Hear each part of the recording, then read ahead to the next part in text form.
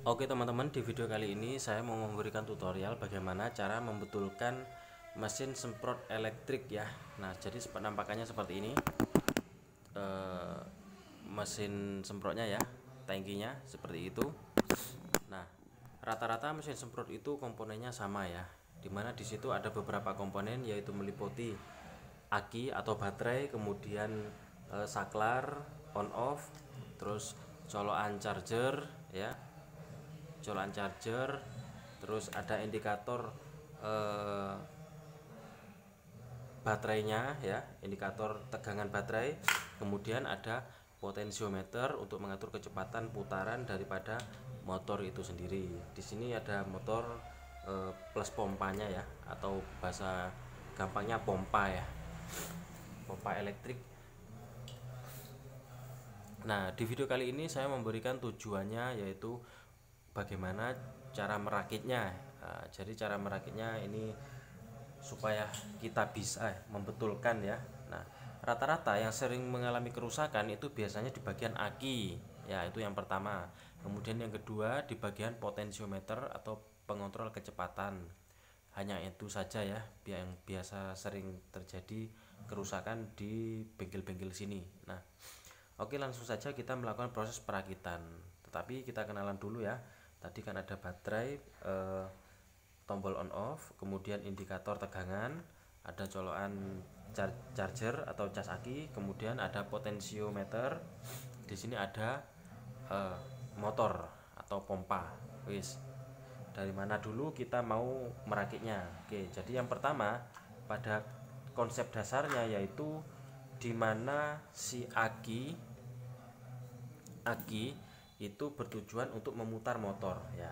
Jadi eh, kalau kita gandeng seperti ini tuh, motor langsung hidup, tetapi dia tidak bisa bervariasi putarannya, jadi tidak bisa kecil, tidak bisa besar.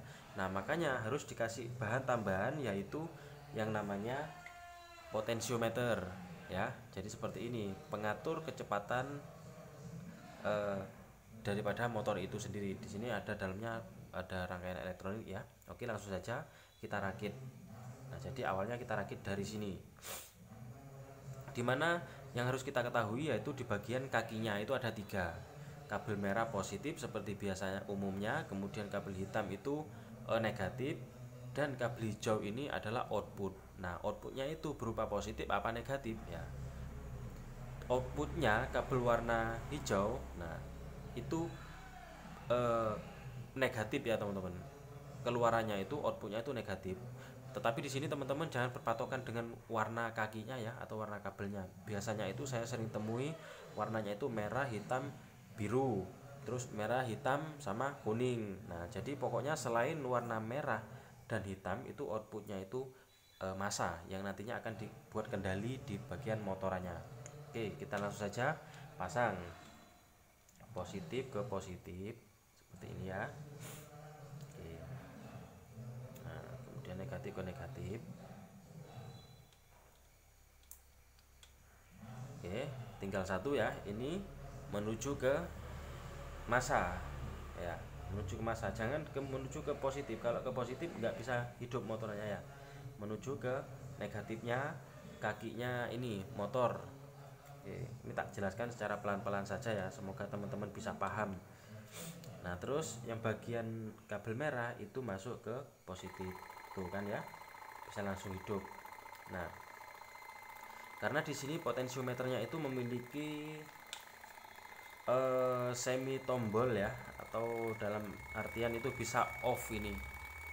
Tuh, klik, kalau berbunyi klik itu berarti ini off. Artinya tidak ada tegangan yang langsung masuk ke motor. Kemudian kalau kita putar searah jarum jam itu klik begini tuh ya. Semakin kita putar, maka perputarannya motor itu akan semakin kenceng. Tuh ya. Nah, jadi seperti itu. Nah, sebetulnya segini saja itu sudah bisa dipakai ini mesin elektrik ini ya, atau mesin semprot elektrik ini sudah bisa dipakai. Tetapi yang namanya pabrikan itu membuat kita senyaman mungkin ya untuk memakainya, makanya itu dikasih istilahnya kontrol tegangan atau indikator lah, bukan kontrol, indikator tegangan aki, dimana itu cara masangnya. Sekali lagi jangan berupa patokan dengan kabel warna ya. Kalau di sini kan merah itu positif, itu kalau yang umumnya positif, kalau hijau itu negatif ya. Nah itu kita gandeng ke sini, digandeng ke langsung sini bisa ya. Oke. Nah oke, digandeng ke sini langsung bisa. Oke sini ya, tuh udah ya, udah kelihatan kan. Kalau ke huruf L itu warnanya merah, low ya. Terus ini kalau saya itu saya gandengkan ke sini loh teman-teman ya, ke negatifnya aki, sorry, ke negatifnya dinamo atau motor ya. Oke seperti ini. Nah yang terjadi adalah kalau kita ikut negatifnya dinamo itu, ini hidupnya ya, hidupnya ini itu seiringan dengan hidupnya tombol on off. Nah begini jadinya, klik gitu ya. Jadi banyak cara pokoknya kalau pakai masang seperti ini. Oke kalau saya begitu tuh ya. Nah kenapa saya pasang di ikutnya motor. Nah jadi nanti ketika aki tersebut itu sudah mulai melemah, maka secara otomatis putaran kan melemah ya, putarannya motor kan melemah, otomatis ini juga hidupnya itu juga mendrik ya, dalam artian itu tegangannya akan ikut merah juga ya, akan ikut lemah juga untuk cahayaannya di sini. Nah, sebetulnya hanya nggak terlalu penting sih ini ya, cuman buat indikator saja ya. Terus kemudian untuk di bagian saklar nih, untuk di bagian saklar itu bebas teman-teman, mau putus di sini atau keluaran aki langsung di sini ya. Oke, ini rangkaian, kalau ini kan hanya tombol on off saja ya, putus nyambung saja. Terus kemudian bisa putus di bagian positifnya sini. Kalau saya biasanya putusnya di bagian negatif sini ya, negatifnya aki. Oke ya seperti ini,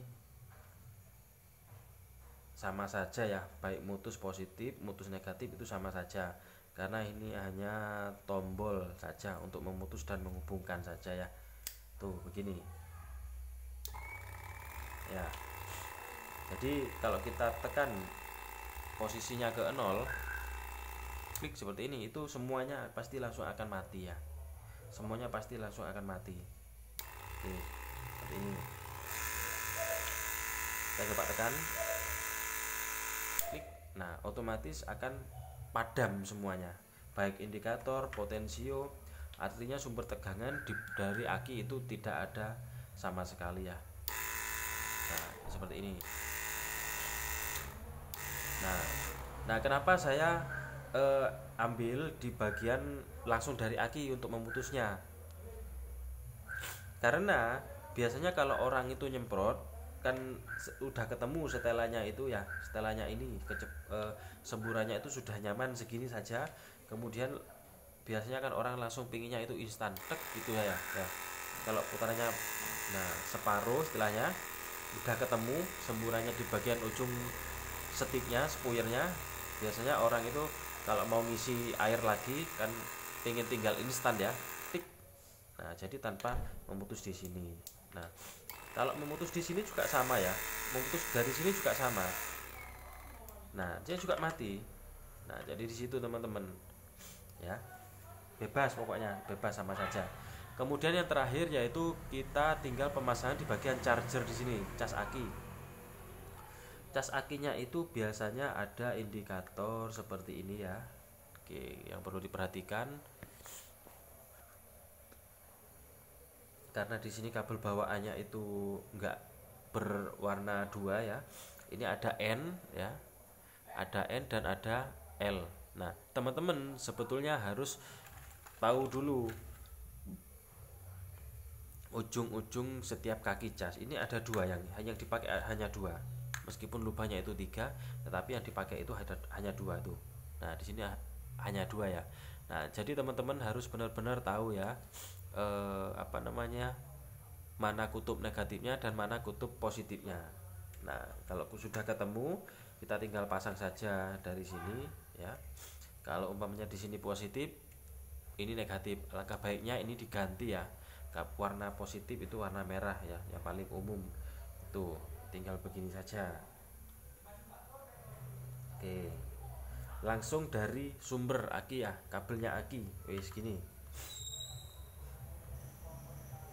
Oke, seperti ini. Karena nanti si cas itu sendiri itu bisa memutus ya, bisa memutus apabila ada ini, ada tegangannya sudah full di bagian akinya, charger aki ini sudah pasti akan bisa memutus. Itu sudah dipikirkan oleh pembuat rangkaian elektroniknya ya. Nah kita nggak perlu khawatir. Nah jadi di situ seperti itulah ya. Oke, oke teman-teman, mungkin itu saja. Jangan lupa like dan subscribe untuk mengikuti video berikutnya dari Dunia Mekanik Motor. Terima kasih.